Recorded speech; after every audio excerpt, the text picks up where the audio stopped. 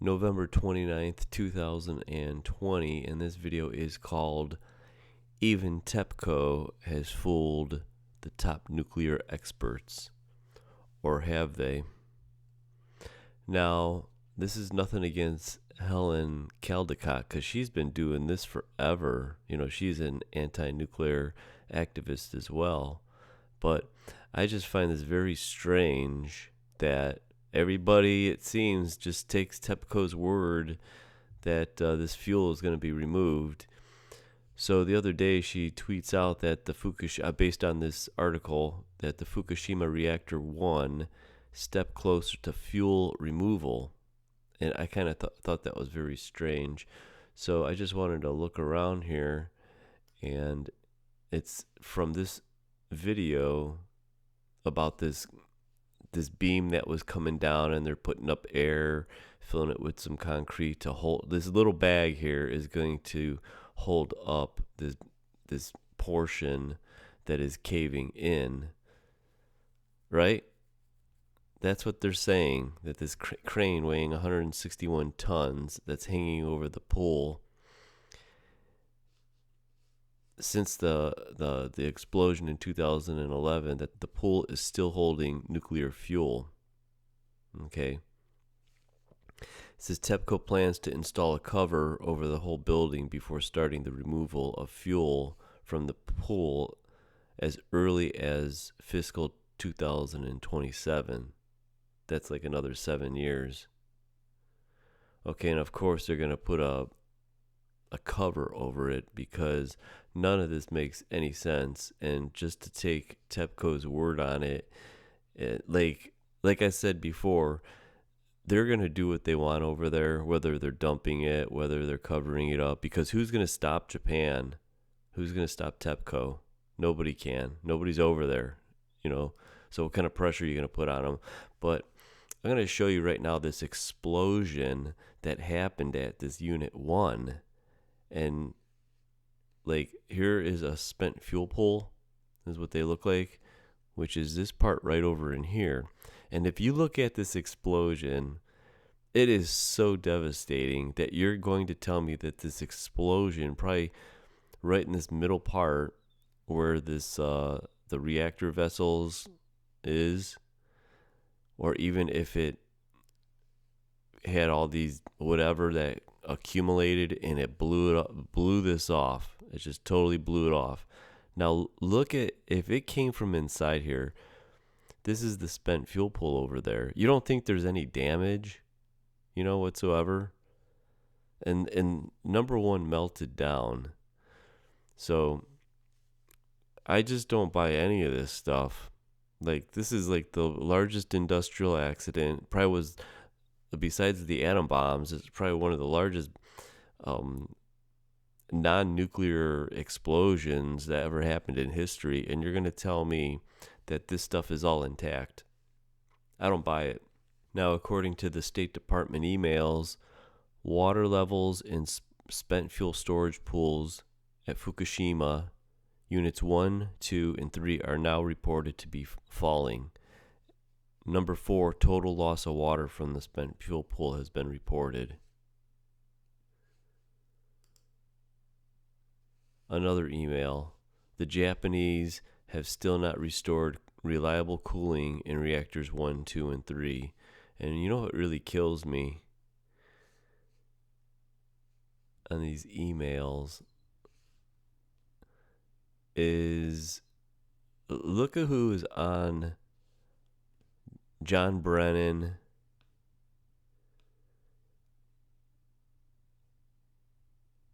you've got the assistant to the president. So this is what kills me also, is the highest levels, Obama, Biden, Hillary, they all know what happened. It's all in the emails, and they're going to pretend that nothing really happened, or if it did happen, they're just going to keep all this stuff from us. Totally ridiculous.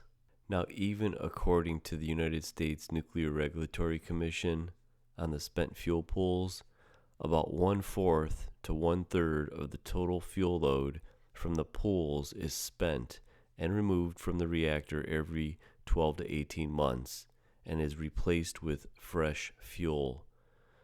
So even for the people that say that nuclear is the key to our future global change and all this stuff, nuclear is just not the way to go. That is for damn sure. But they go through a lot of rods in 1 year. Now, according to a couple more emails, the very large releases that could ensue from burning fuel in dry spent fuel pools could lead to doses into Tokyo. So these things are burning and very large releases are ensuing. That's what they're saying. Now, this is the article by Helen Caldecott. The Fukushima nuclear meltdown continues unabated. So if you go to this site, they kind of give you a little redirect warning. But when you go to it, I find this very interesting. This is her own little article that she wrote here. Over here, she's stating that the facts illustrate why it will be almost impossible to decommission units 1, 2, and 3, as no human could ever be exposed to such extreme radiation. This fact means Fukushima Daiichi will remain a diabolical blot upon Japan and the world for the rest of time, sitting as it does on active earthquake zones. Now, this is exactly like if she's writing an article that this stuff will never be commissioned, why did she ever even tweet that article saying that they're going to decommission it? I find this disturbing as well. If you go on to, this is very disturbing. This is Unit 4. They're trying to make us believe, and that unit blew up as well. And I just find it like mind-blowing that they can think they could get away with this. All the lying is just on a level that I've never seen before. And like when you tell a friend like a little lie, yeah, you can get away with that. But when you're lying about this stuff, this just takes it to another level. But they're saying that this is number 4. But I find this interesting. We're going up against Twitter too, because if you view this image on Twitter, see that this International Business Times ended up tweeting this out. I think it was her article. And then when you go in here to see those replies, the replies are gone. See replies.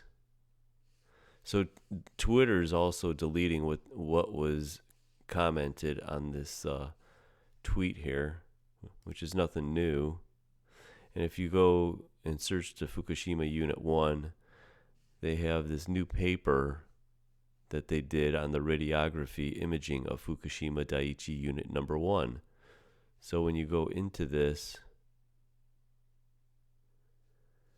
which this is a picture of it, looking down into it, and here's that lid, here's the cap right there. But when you look into that article, it's this is it right here.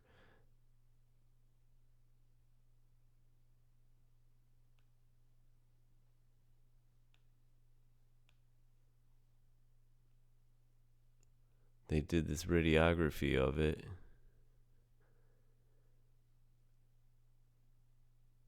It says the amount of fuel assemblies originally at the loading zone is estimated to be 160 tons. From the observation described above, we come to the conclusion that most of the nuclear fuel loaded initially at the loading zone melted and dropped to the bottom part, penetrating through this RCV. This is unfortunately they cannot further detail the status of the fuel because it's below this image that they took of it. And here's the image right here. This is the middle of that, and it doesn't show in the picture, so it's below here is what happened to it.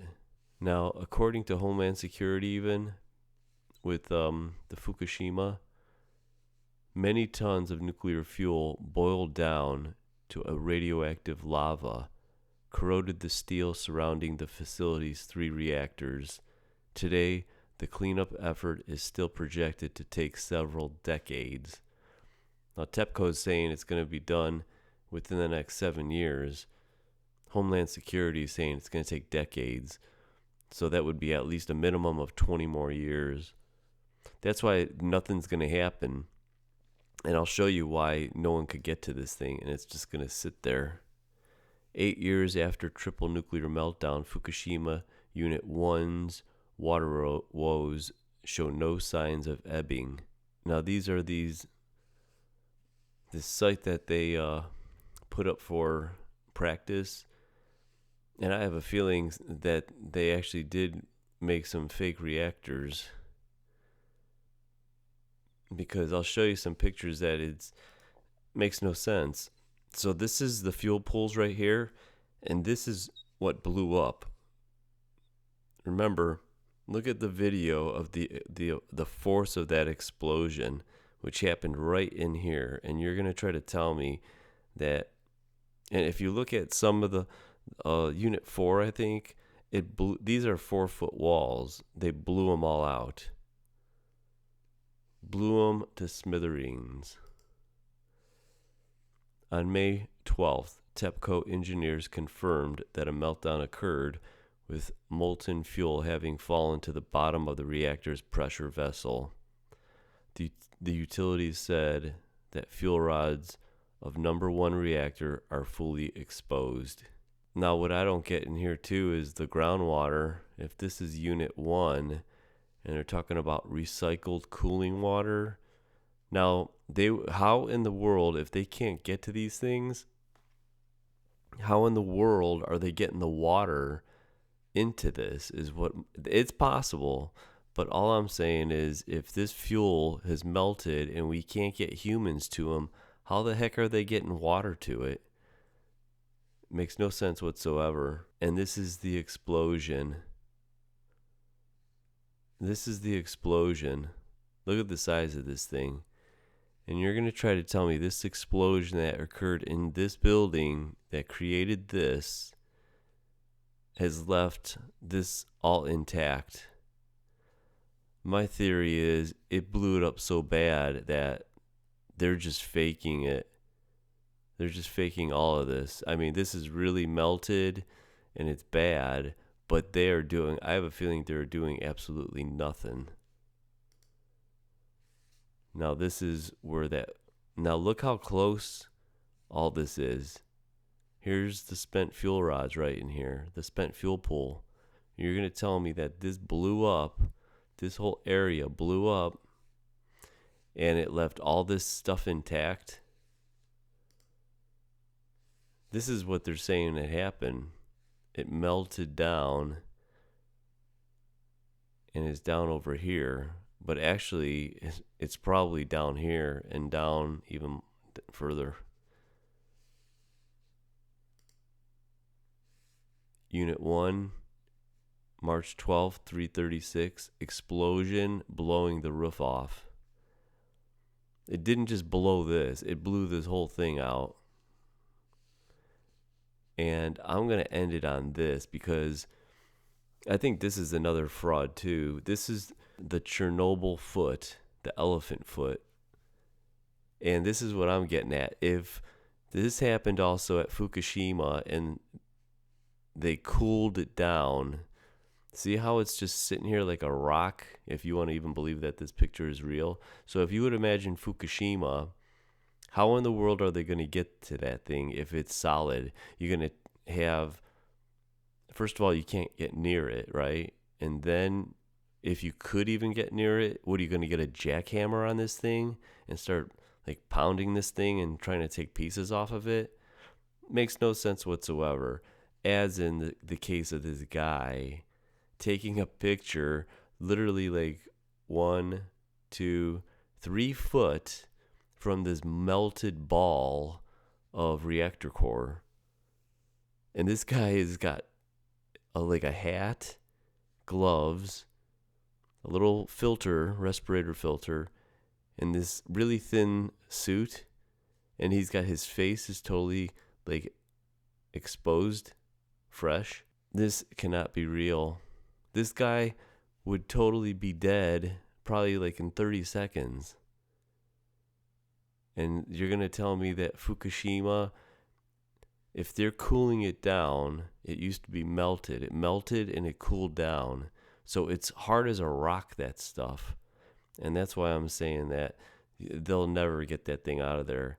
Now, this statement alone tells me that this whole idea of removing this stuff is a pipe dream. Said TEPCO and the government, with the help of scientists, nuclear physicists, and engineers from around the world, are inventing new technologies as they devise a way to remove the debris. He added that no country has ever attempted to use remote-controlled robots to remove melted fuel from the inside of a crippled nuclear reactor. This is the first time, so there will be many challenges and lots of money. They're one step closer to fuel removal. So TEPCO has got everybody fooled, but not everybody.